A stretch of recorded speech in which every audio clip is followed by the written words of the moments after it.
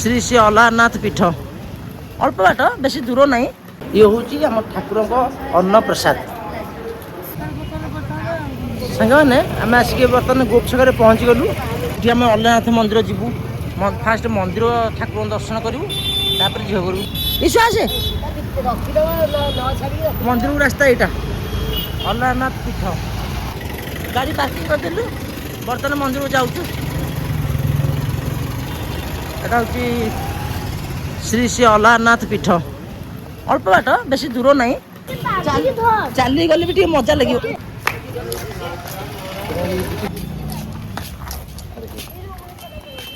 सी खाली मो हाथ धरुची पिला चोरी कर नहीं मो हाथ धरुची मत भीड़ सांग पुपू काजी कहुई तो पिला चोरी होची से मो हाथ खाली भिड़ी धरुची पिला चोरी ए मिक्की ये आसला हाँ प्रणाम मिक्की खाली देखी समस्त खाली मुंडिया मारी पकड़े गाड़ी चल आस कि ना मंदिर देखी ना खाली आगे पड़ो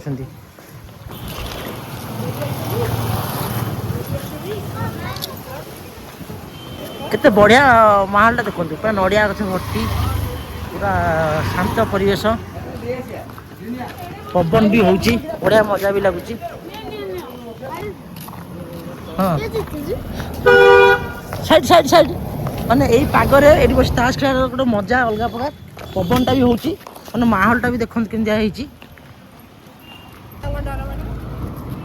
अरे सत्य कथा गाड़ीटा आणिकी आम टे बाउला हो फास्ट टाइम आसु ना टी जानी पाइलु मु गाड़ीटा कौट रखू बाउड़े बजार रखीदेलु एवं देखिलु गाड़ी रखा जगह अच्छी फांका जगह तो भाई ने जाइए गाड़ी आने झील कहलु ये पुओ ना झील ए पुपा पुपा ये पुओ ना झील कहलु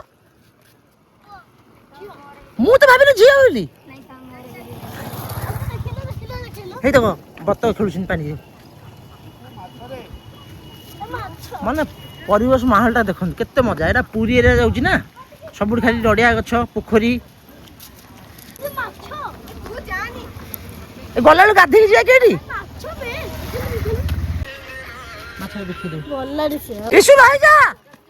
पुपू छाड़ी पड़ेलनि ग्रहराज शनिदेव मंदिर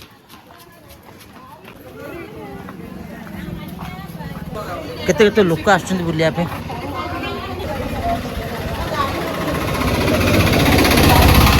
चल जीवा जल्दी जल्दी से सब आगे पड़ेले अल्लाह टेम्पल मंदिर यहाँ बाहर श्री ब्रह्म गौतम मठ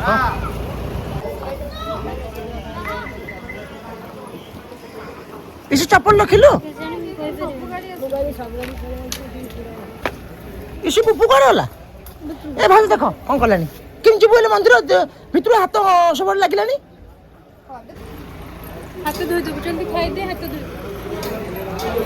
सांगे मंदिर पाखे आसी पहुँची गलु ए मंदिर भर जा गोड़ हाथ धुआ करदे पुपू कौन धोई पड़ा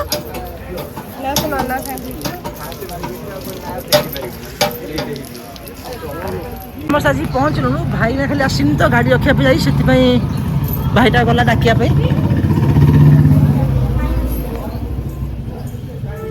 पुपू तो गोड़ धोईचु इशु आगे दीप लगा ये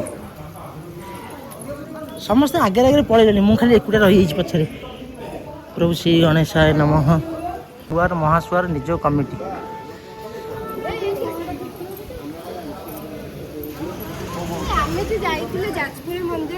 बिरजा बिरजा हाँ हाँ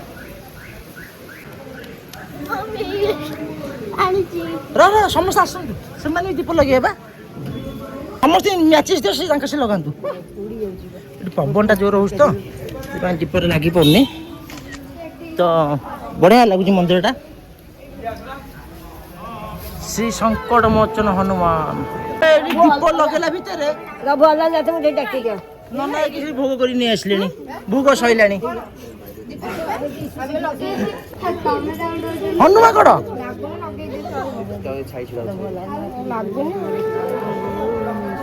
ଶୁଣି ତମେ ଯିବ ତମେ ଯିବ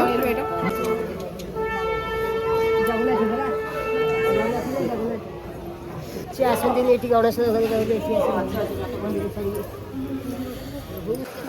ମହାଦେବ ମହାଦେବ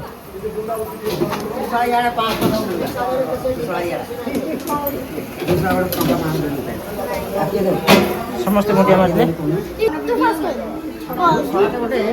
ପ୍ରଭୁ ମହାଦେବ ଭୋଲେ ଶଙ୍କର ଜଲ୍ଦି କହ ତାକୁ ଛାଡେ ଏ କହ ଜଲ୍ଦି ଜଲ୍ଦି ଜଲ୍ଦି ଗଣେଶ ବୋଉ ଚାଲ ଚାଲ ଗଣେଶ ବୋଉ ଆଗ ସେ ଭାଇ କୁନି ଭାଇ ସବୁ ଦେଖେଇବ ଚାଲ ବୃନ୍ଦାବତୀ ମା ବୃନ୍ଦାବତୀ ଚାଲ ଚାଲ ଉପର ଚାଲ ମା ବୃନ୍ଦାବତୀ ଗୋଟେ ରାଉଣ୍ଡ ବୁଲ ଜଲ୍ଦି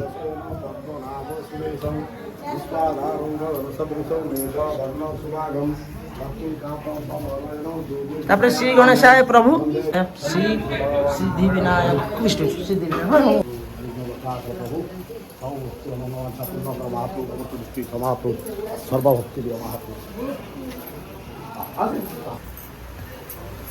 ସମସ୍ତେ ମୁଣ୍ଡିଆ ମରା ସଇଲା ଏବେ ଏ ଗୋଟେ ଫଟୋ ସୁଟ୍ କରାହେବ ଭୋଲେ ଶଙ୍କର ବୃନ୍ଦାବତୀ ଆଉ ଗଣେଶଙ୍କ ପାଖରେ ବୁଲି ସାରିଲା ପରେ ଏପଟକୁ ଆମେ ଯାଉଛୁ ଏବେ ନା ଆଗ ଖାଇଦେବା ଚାଲ ଖାଇଦେବା ତାପରେ ବୁଲିବା ପ୍ରଭୁ ଶ୍ରୀକୃଷ୍ଣ ଏ ନମ ସେ ମନା କରିବେ କ'ଣ କରିବେ ପ୍ରଭୁ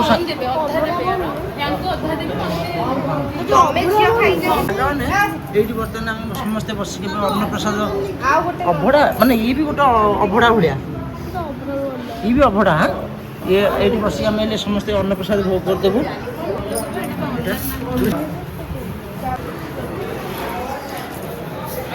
ହଁ ଆସିବ ସେପଟେ ବୁଲିକି ଆସିବ ଇଏ ହେଉଛି ଆମ ଠାକୁରଙ୍କ ଅନ୍ନପ୍ରସାଦ ଚାଲନ୍ତୁ ଏବେ ଖାଇବା ଶିଶୁ ଖାଇବା ଆରମ୍ଭ କରିସାଣି ଉପୁ ବି ଖାଇବା ଆରମ୍ଭ କରିସାଣି ଚାଲନ୍ତୁ ଆରମ୍ଭ କରିବା A few moments later. ସାଙ୍ଗମାନେ ଆମ ଖିଆ ସରିଗଲା ଏବେ ଚାଲନ୍ତୁ ଏବେ ହାତ ଧୋଇଦେବା ତୁ କଲଟା ଟିକେ ମାରିଲୁ ସବୁ ସେଇଠି ମାରିବୁ ସେଇଠି ହାତ ଧୋଇବୁ ଯୋଉ ପଟେ ମାରିବୁ ସେଇ ପଟେ ହିଁ ହାତ ଧୋଇବୁ ଜୋର ମାରେ ହାତ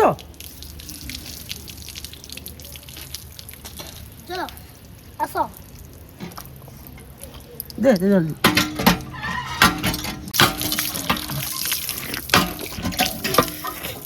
ସଇଲା ସମସ୍ତେ ଆମର ଖିଆ ପିଆ ସଇଲା ଏବେ ଚାଲନ୍ତୁ ଯିବା ଆଉ କ'ଣ ବୁଲିବା ମନ୍ଦିରରେ କ'ଣ ସବୁ ଅଛି ଦେଖିବା କେଉଁ ଠାକୁର ଅଛନ୍ତି ନୃସିଂହ ପ୍ରଭୁ ନୃସିଂହ ଏଇଟା ପୁରା ଆମର ଯାଜପୁର ପୁରା ବିରଜା ମନ୍ଦିର ଭଳିଆ ଲାଗୁଛନ୍ତି ଫାଷ୍ଟ ସେଇପଟୁ ଏଣ୍ଟ୍ରି ହେଲା ପରେ ଏମିତି ବୁଲି ଏଠି ଭୋଗ କାଉଣ୍ଟର ସେମିତି ଥାଏ ରାଇଟ୍ ସାଇଡ୍ ଲେଫ୍ଟ ସାଇଡ଼୍ରେ ଭୋଗ କାଉଣ୍ଟର ଲେଫ୍ଟ ସାଇଡ଼୍ରେ ଥାଏ ପୁରା ଡିଟୋ ସେଭଳିଆ ଲାଗୁଛନ୍ତି ଏଇଠି ନବଗ୍ରହ ବୋଧେ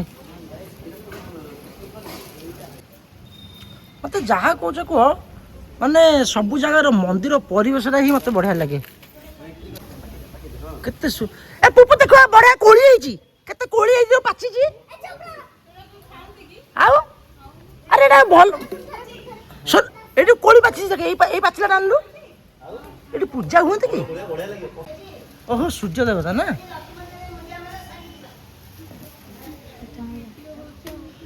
କୋଳି ଗୋଟେ କରିଥିଲା ଆଣେ ସାଙ୍ଗମାନେ ଆମେ ଏତେ ଚେଷ୍ଟା କଲୁନୁ ଗୋଟେ ବି କୋଳି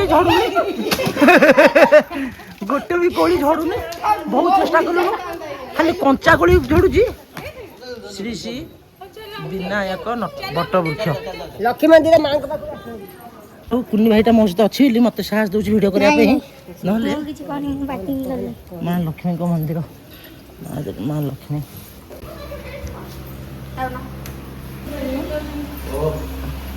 ବଢ଼ିଆ ହେଇଛନ୍ତି ଲକ୍ଷ୍ମୀ ମା ମା ଲକ୍ଷ୍ମୀ ମା ପୁରୀ ଜଗନ୍ନାଥ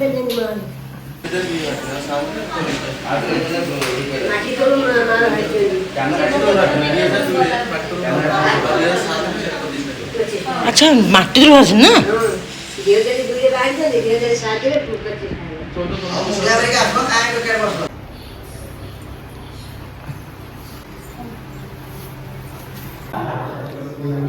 ପୁପୁ ଗରୁଡ଼ ଗୋଟେ ନମ କରିଦେ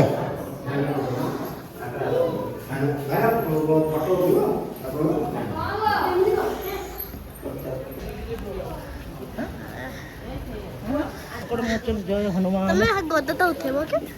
ହଁ ହନୁମାନ ହାତୀ ଗଦା ଉଠେଇ ଦେବେ କଣ? ହଁ ହଁ ହଁ ପୁରା ଦେବେ କିଛି ମନା ନାହିଁ। ସେ ତ ନିଜେ ଉଠେଇ ସାରିଲେଣି। ତୁ ଆମର ଦେଖା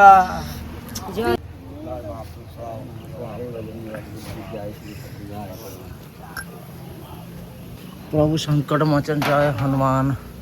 ଶ୍ରୀ ଗୁରୁ ଚରଣ ସରୋଜ ରଜ ନିଜ ମନ ମୁକୁର ସୁଧାହାରି। ସଙ୍କଟ ମୋଚନ ମହାବୀର ହନୁମାନ ଜୟ ମା।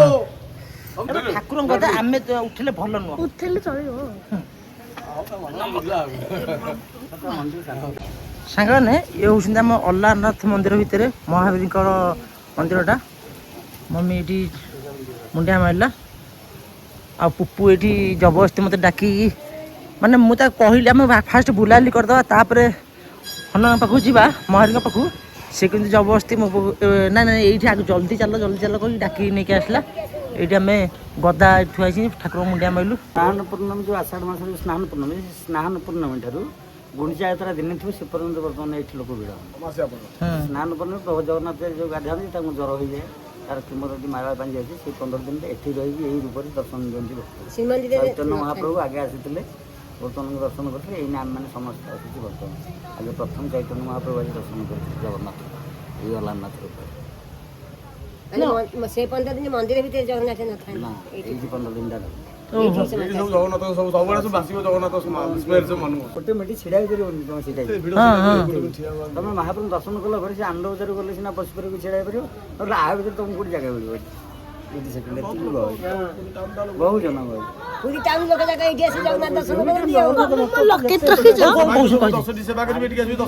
ପୁରୀ ଅଛି ସେଠି ଚାପ ହୁଏ।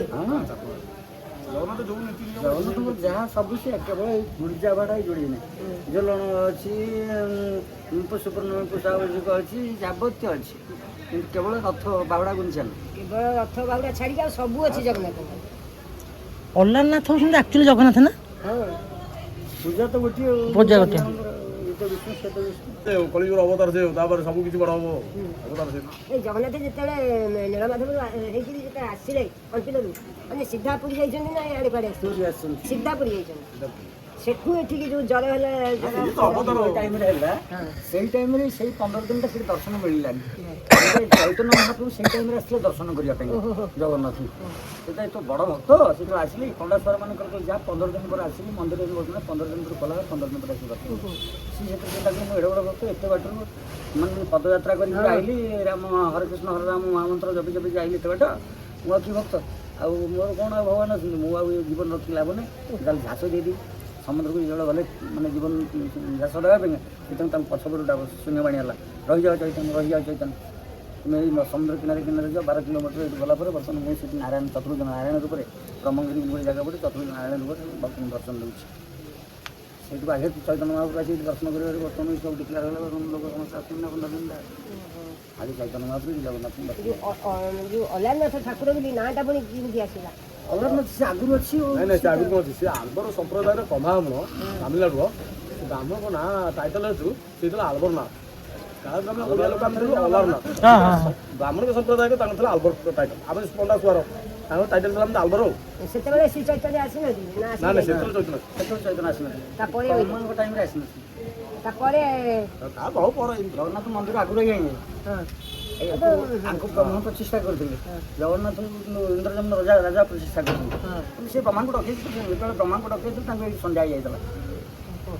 ନାରାୟଣଙ୍କୁ ତର୍ପଣ ନ କଲେ ବର୍ତ୍ତମାନ ବିସର୍ଜନ ଗ୍ରହଣ କରିବେନି ଜଳ ଗ୍ରହଣ କରିବେନି ସେଇଠୁ ତାକୁ ଏଇଠି ନାରାୟଣକୁ ସେଇ ଆବିର୍ଭାବ କରିଛନ୍ତି ବ୍ରହ୍ମା ନେଇକି ନିଜେ ଏଠି ଆବିର୍ଭାବ କରିଛି କରିକି ତାଙ୍କୁ ବର୍ତ୍ତମାନ ସନ୍ଧ୍ୟା ତର୍ପଣ କରିକି ସୂର୍ଯ୍ୟାସ୍ତ ପରେ ତର୍ପଣ ହୁଏନି ସେଥିପାଇଁ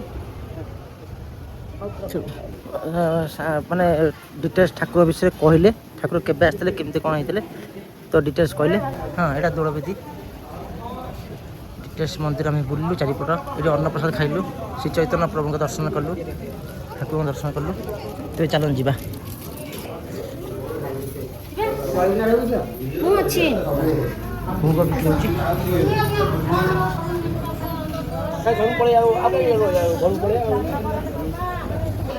ପୁପୁ ଏଠି ବାଛୁରୀ ସହିତ ଖେଳୁଛି ଦେଖନ୍ତୁ ଟାଇମ୍ ହେଲାଣି। ଚପଲ ବି ତଳୁ ଯାନା ଉପରୁ ପୁରା ନା କୁନି ଅଛି ମାରିବନି। ଚାଲନ୍ତୁ ଯିବା ଏବେ ଟାଇମ୍ ହେଲାଣି ଲେଟ୍ ହେଇଯିବ ନହେଲେ ଆଜି ଆଉ କୁଆଡ଼େ ଯାଇ ହେବନି ଘରକୁ ଯିବାରି ଏଇଠି 4ଟା ହେଇଗଲାଣି